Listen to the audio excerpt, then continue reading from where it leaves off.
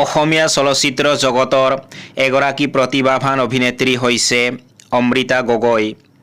নিজৰ বলিষ্ঠ অভিনয় আৰু সুন্দৰ ব্যক্তিত্বৰে তেওঁ অতি কম সময়ৰ ভিতৰতে দৰ্শকৰ মন জয় কৰিবলৈ সক্ষম হৈছে।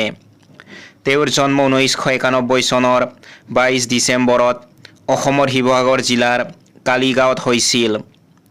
তেওঁৰ পিতৃৰ নাম অমৃত গগৈ আৰু মাতৃৰ নাম দেৱজিতা গগৈ। অমৃতাই তেওঁৰ প্ৰাৰম্ভিক শিক্ষা জয়সাগৰ সাধাৰণ প্ৰাথমিক বিদ্যালয় আৰু পিছত বৰপাত্ৰ দৌল উচ্চ বিদ্যালয়ৰ পৰা গ্ৰহণ কৰে। তেওঁ শিৱসাগৰ চৰকাৰী উচ্চতৰ মাধ্যমিক বহুমুখী বিদ্যালয়ৰ পৰা উচ্চতৰ মাধ্যমিক শিক্ষা সম্পূৰ্ণ কৰে। পৰৱৰ্তী সময়ত তেওঁ কটন কলেজৰ পৰা ৰাজনীতি বিজ্ঞানত স্নাতক ডিগ্ৰী আৰু গুৱাহাটী বিশ্ববিদ্যালয়ৰ পৰা স্নাতকোত্তৰ ডিগ্ৰী লাভ কৰে। অমৃতা গগৈৰ কেৰিয়াৰৰ আৰম্ভণি হৈছিল নৃত্যৰ জৰিয়তে। তেওঁ 2010 চনত মই অসম দেশৰ ছোৱালী নামৰ প্ৰতিযোগিতাত বিজয়ী হৈছিল।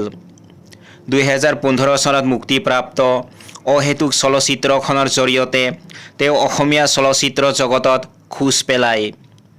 তেওঁৰ কেইখনমান উল্লেখযোগ্য চলচ্চিত্ৰ হ'ল কোঁৱৰ পোৱৰ কোঁৱৰ, দূৰ, ছয়গাঁৱৰ চম্পা, নিজানৰ গান, প্ৰতিঘাত, ৰাইন' এক্সপ্ৰেছ। চলচ্চিত্ৰৰ উপৰিও তেওঁ ভ্ৰাম্যমাণ থিয়েটাৰতো হেঙুল থিয়েটাৰ অভিনয় কৰি দৰ্শকৰ বিপুল সঁহাৰি লাভ কৰিছে।